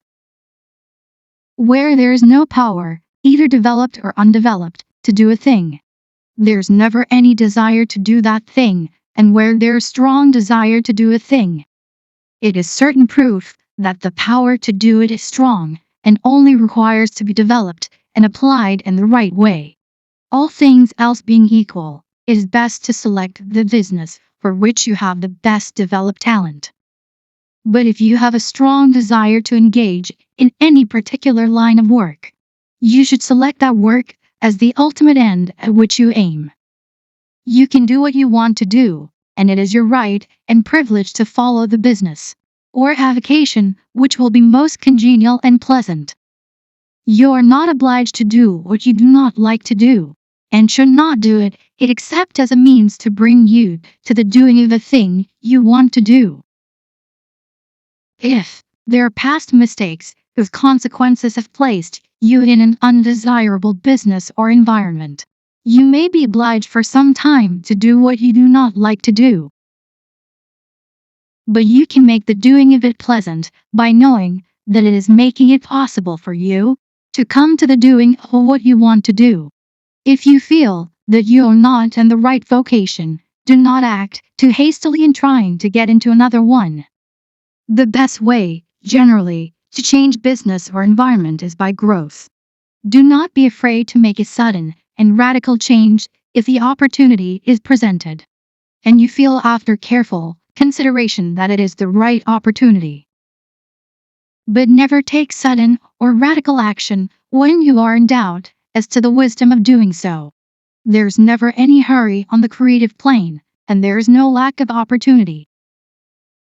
When you get out of the competitive mind, you will understand that you never need to act hastily. No one else is going to beat you to the thing you want to do. There's enough for all. If one space is taken, another and a better one will be open for you a little farther on. There's plenty of time. When you are in doubt, wait. Fall back on the contemplation of your vision and increase your faith and purpose. And by all means, in times of doubt and indecision, cultivate gratitude. A day or two spent in contemplating the vision of what you want, and in earnest thanksgiving that you are getting it, will bring your mind into such a close relationship with the Supreme that you will make no mistake when you do act. There's a mind which knows all there is to know, and you can come into close unity with this mind by faith and the purpose to advance in life. If you have deep gratitude, mistakes come from acting hastily, or from acting in fear or doubt, or in forgetfulness of the right motive, which is more life to all, and less to none. As you go on in the certain way, opportunities will come to you in increasing number, and you will need to be very steady in your faith and purpose, and to keep in close touch with the all-mind by reverent gratitude. Do all that you can do in a perfect manner every day, but do it without haste, worry, or fear. Go as fast as you can, but never hurry. Remember that in the moment you begin to hurry, you cease to be a creator and become a competitor. You drop back upon the old plane again. Whenever you find yourself hurrying, call a halt. Fix your attention on the mental image of the thing you want and begin to give thanks that you are getting it. The exercise of gratitude will never fail to strengthen your faith and renew your purpose. Chapter 14. The Impression of Increase. Whether you change your vocation or not, your actions for the present must be those pertaining to the business in which you are now engaged. You can get into the business you want by making constructive use of the business you are already established in, by doing your daily work in a certain way. And insofar as your business consists in dealing with other men, whether personally or by letter, the key thought of all your efforts must be to convey to their minds the impression of increase. Increase is what all men and all women are seeking. It is the urge of the formless intelligence within them, seeking fuller expression. The desire for increase is inherent in all nature. It is the fundamental impulse of the universe. All human activities are based on the desire for increase. People are seeking more food, more clothes, better shelter, more luxury, more beauty, more knowledge, more pleasure, increase in something, more life. Every living thing is under this necessity for continuous advancement. Where increase of life ceases, dissolution and death set in at once. Man instinctively knows this, and hence he is forever seeking more. This law of perpetual increase is set forth by Jesus in the parable of the talents. Only those who gain more retain any. From him who hath not shall be taken away even that which he hath. The normal desire for increased wealth is not an evil or a reprehensible thing. It is simply the desire for more abundant life. It is aspiration. And because it is the deepest instinct of their natures, all men and women are attracted to him who can give them more of the means of life.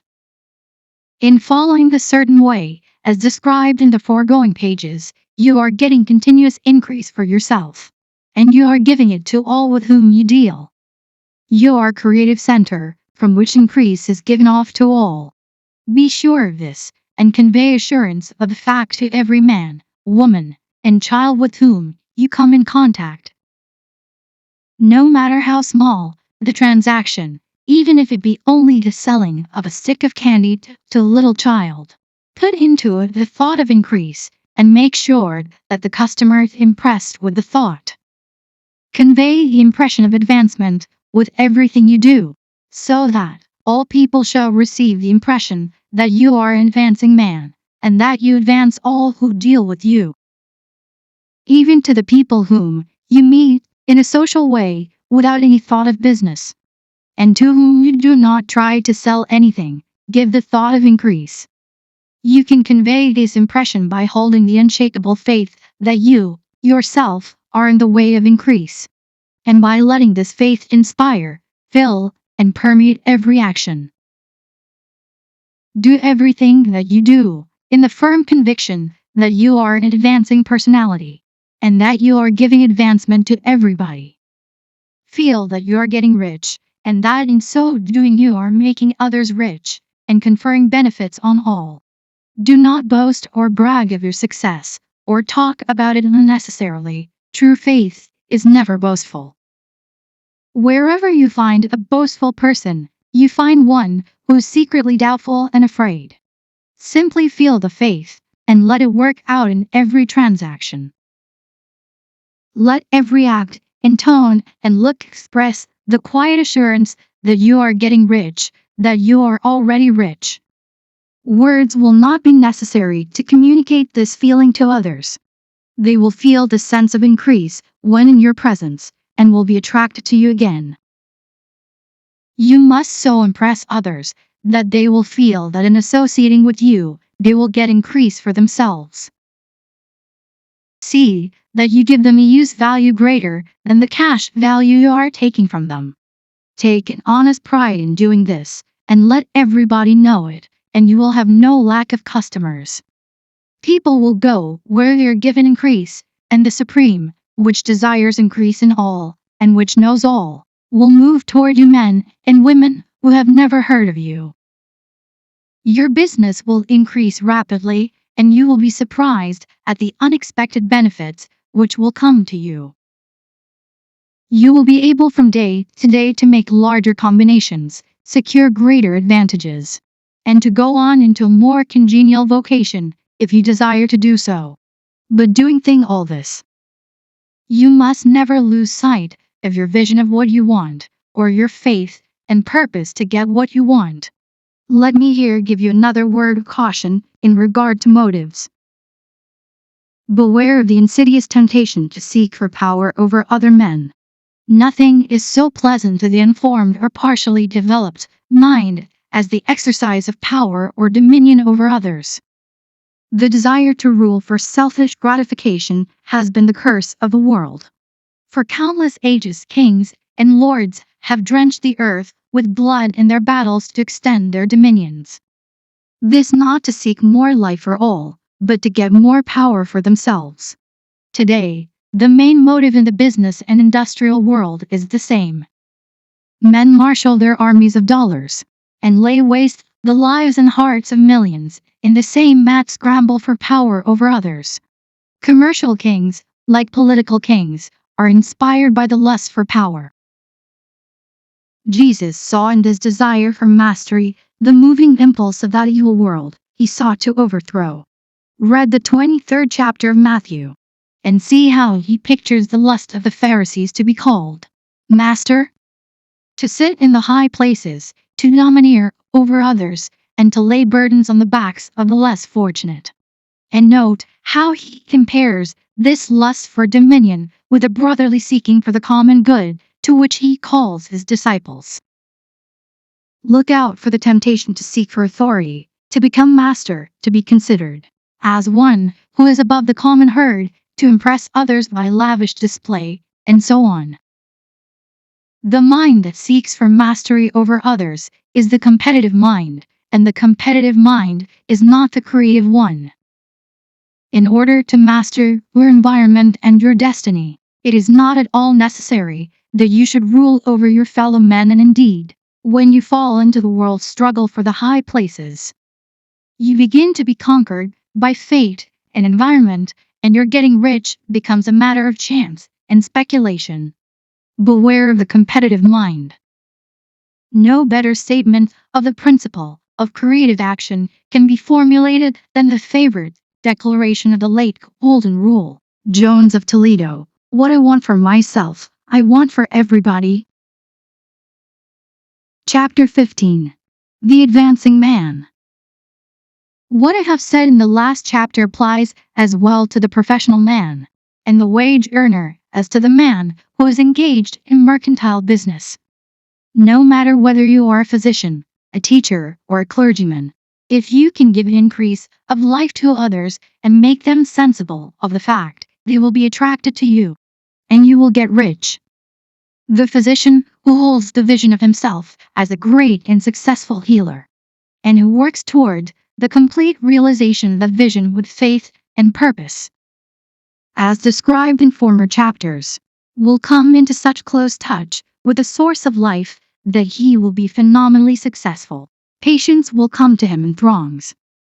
No one has a greater opportunity to carry into effect the teaching of this book than the practitioner of medicine.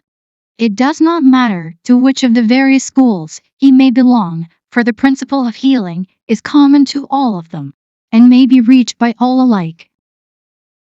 The advancing man in medicine, who holds to a clear mental image of himself as successful, and who obeys the laws of faith, purpose, and gratitude, will cure every curable case he undertakes, no matter what remedies he may use. In the field of religion, the world cries out for the clergyman who can teach his hearers the true science of abundant life. He who masters the details of the science of getting rich, together with the allied sciences of being well, of being great, and of winning love, and who teaches these details from the pulpit, will never lack for a congregation. This is the gospel that the world needs. It will give increase of life, and men will hear it gladly, and will give liberal support to the man who brings it to them. What is now needed is a demonstration of the science of life from the pulpit. We want preachers who can not only tell us how, but who in their own persons will show us how. We need the preacher who will himself be rich, healthy, great, and beloved, to teach us how to attain to these things. And when he comes, he will find a numerous and loyal following. The same is true of a teacher who can inspire the children with a faith and purpose of the advancing life. He will never be out of job, and any teacher who has this faith and purpose can give it to his pupils. He cannot help giving it to them if it is part of his own life and practice. What is true of the teacher, preacher, and physician is true of the lawyer, dentist, real estate man, insurance agent, of everybody. The combined mental and personal action I have described is infallible. It cannot fail. Every man and woman who follows these instructions steadily, perseveringly, and to the letter will get rich. The law of the increase of life is as mathematically certain in its operation as the law of gravitation. Getting rich is an exact science. The wage earner will find this as true of his case as of any of the others mentioned. Do not feel that you have no chance to get rich. Because you are working where there is no visible opportunity for advancement, where wages are small and the cost of living high. Form your clear mental vision of what you want and begin to act with faith and purpose. Do all the work you can do every day, and do each piece of work in a perfectly successful manner. Put the power of success and the purpose to get rich into everything that you do. But do not do this merely with the idea of currying favor with your employer, in the hope that he, or those above you, will see your good work and advance you. It is not likely that they will do so. The man who is merely a good workman, filling his place to the very best of his ability, and satisfied with that, is valuable to his employer, and it is not to the employer's interest to promote him. He is worth more where he is. To secure advancement, something more is necessary than to be too large for your place. The man who is certain to advance is the one who is too big for his place, and who has a clear concept of what he wants to be. Who knows that he can become what he wants to be, and who is determined to be what he wants to be. Do not try to more than fill your present place with a view to pleasing your employer. Do it with the idea of advancing yourself. Hold the faith and purpose of increase during work hours, after work hours, and before work hours. Hold it in such a way that every person who comes in contact with you, whether foreman, fellow workman, or social acquaintance, will feel the power of purpose radiating from you, so that everyone will get the sense of advancement and increase from you. Men will be attracted to you, and if there is no possibility for advancement in your present job, you will very soon see an opportunity to take another job. There is a power which never fails to present opportunity to the advancing man who is moving in obedience to law. God cannot help helping you. If you act in a certain way, he must do so in order to help himself. There's nothing in your circumstances or in the industrial situation that can keep you down. If you cannot get rich working for the Steel Trust, you can get rich on a 10-acre farm. And if you begin to move in a certain way, you will certainly escape from the clutches of the Steel Trust and get onto the farm or wherever else you wish to be. If a few thousands of its employees would enter upon the certain way, the Steel Trust would soon be in a bad plight. It would have to give its working men more opportunity, or go out of business. Nobody has to work for a trust. The trusts can keep men in so-called hopeless conditions, only so long as there are men who are too ignorant to know of the science of getting rich, or too intellectually slothful to practice it. Begin this way of thinking and acting, and your faith and purpose will make you quick to see any opportunity to better your condition.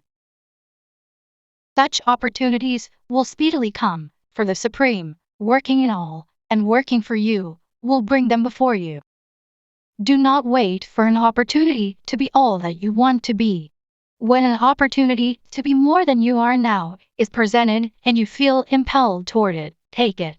It will be the first step toward a greater opportunity. There's no such thing possible in this universe as a lack of opportunities for the man who is living the advancing life. It is inherent in the constitution of the cosmos that all things shall be for him and work together for his good. And he must certainly get rich if he acts and thinks in a certain way. So let wage-earning men and women study this book with great care, and enter with confidence upon the course of action it prescribes. It will not fail. Chapter 16.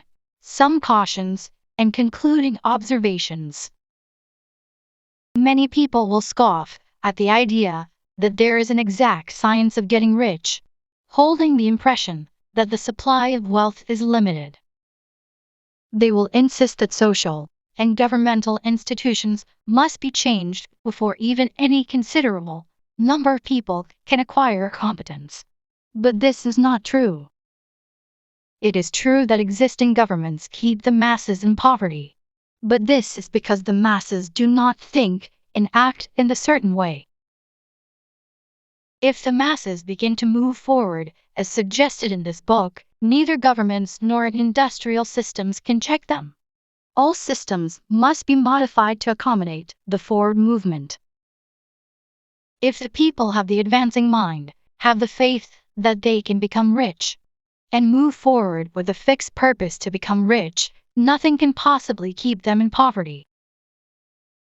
Individuals may enter upon the certain way at any time, and under any government, and make themselves rich.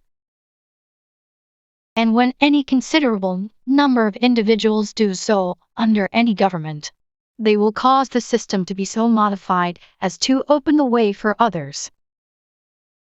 The more men who get rich on the competitive plane, the worse for others. The more who get rich on the creative plane, the better for others.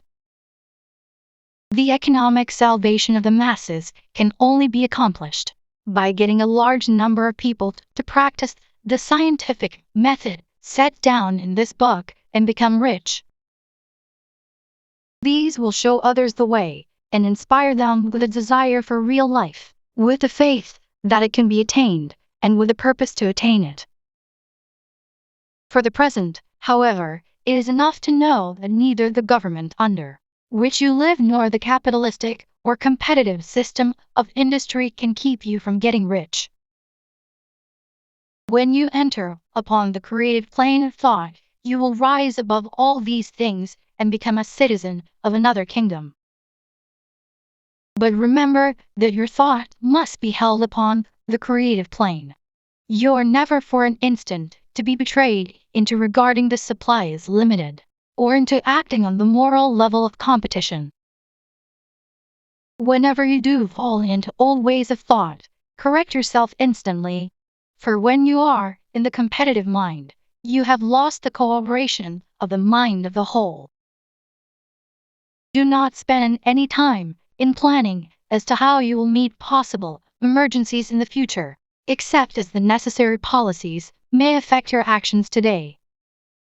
You are concerned with doing today work in a perfectly successful manner, and not with emergencies which may arise tomorrow. You can attend to them as they come. Do not concern yourself with questions as to how you shall surmount obstacles which may loom upon your business horizon, unless you can see plainly that your course must be altered today in order to avoid them. No matter how tremendous an obstruction may appear at a distance, you will find that if you go on in a certain way, it will disappear as you approach it, or that way over, though or around it will appear. No possible combination of circumstances can defeat a man or woman who is proceeding to get rich along strictly scientific lines. No man or woman who obeys the law can fail to get rich, any more than one can multiply 2 by 2 and fail to get 4. Give no anxious thought to possible disasters, obstacles, panics, or unfavorable combinations of circumstances. It is time enough to meet such things when they present themselves before you in the immediate present, and you will find that every difficulty carries with it the wherewithal for its overcoming. Guard your speech. Never speak of yourself, your affairs, or of anything else in a discouraged or discouraging way. Never admit the possibility of failure, or speak in a way that infers failure as a possibility. Never speak of the times as being hard, or of business conditions as being doubtful.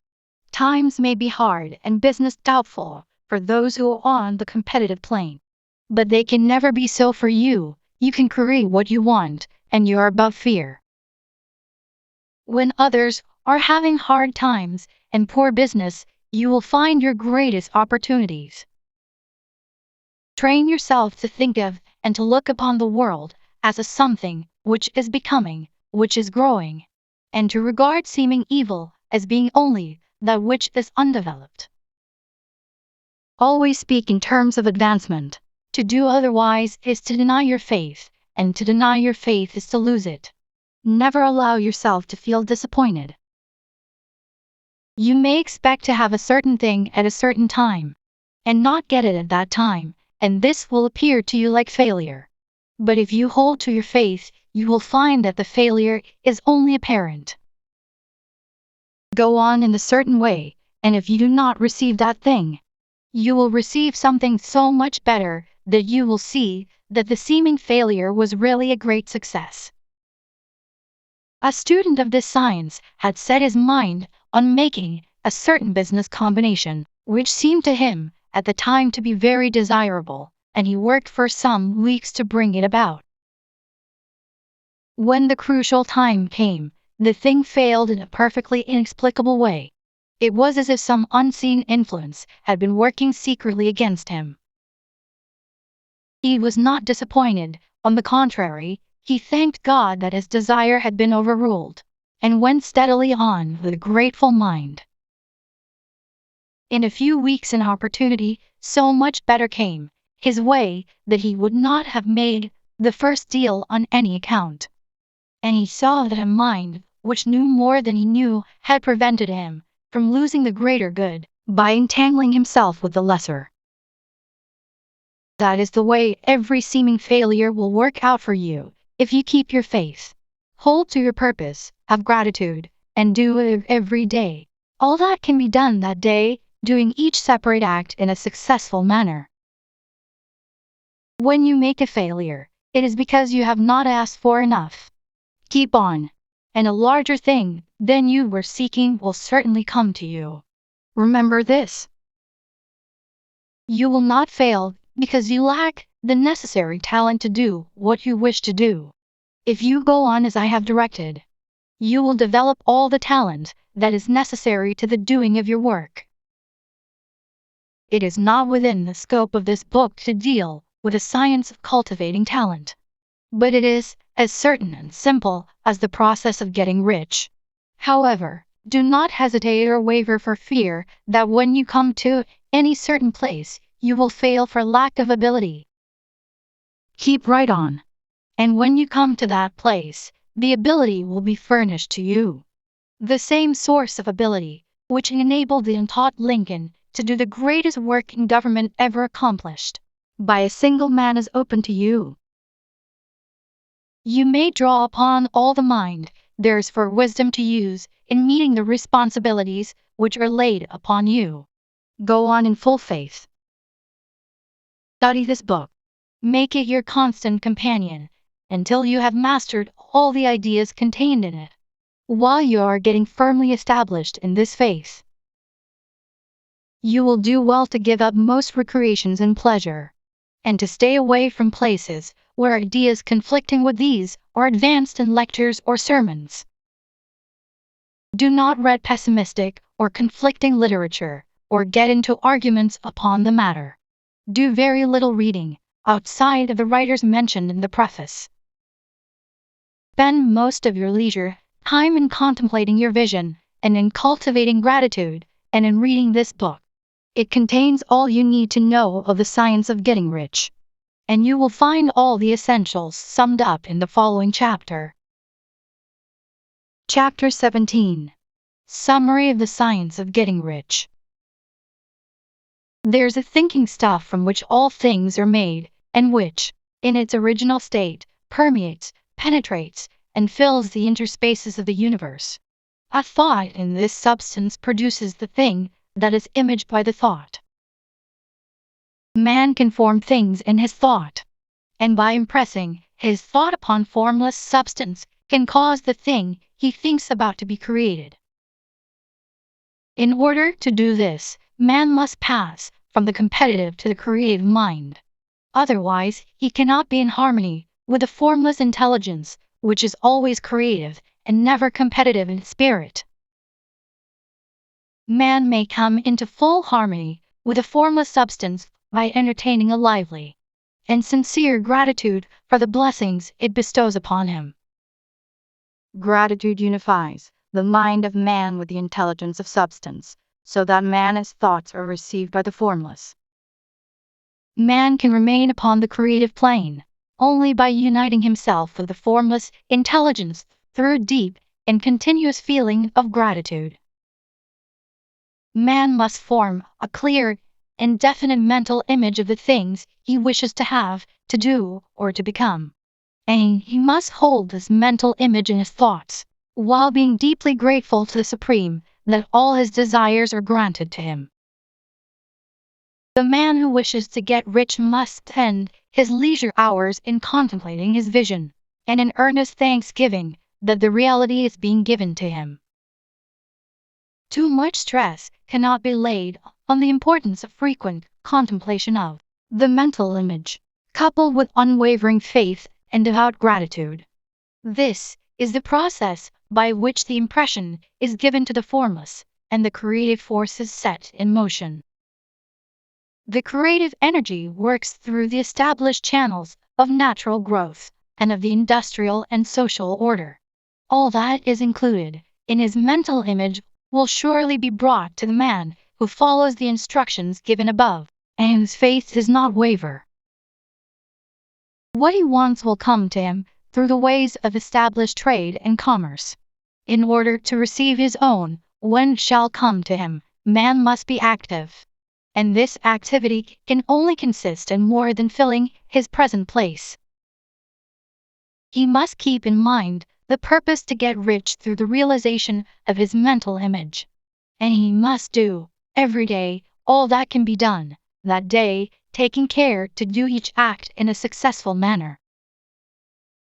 He must give to every man a use value in excess of the cash value he receives, so that each transaction makes for more life. And he must so hold the advancing thought that the impression of increase will be communicated to all with whom he comes in contact.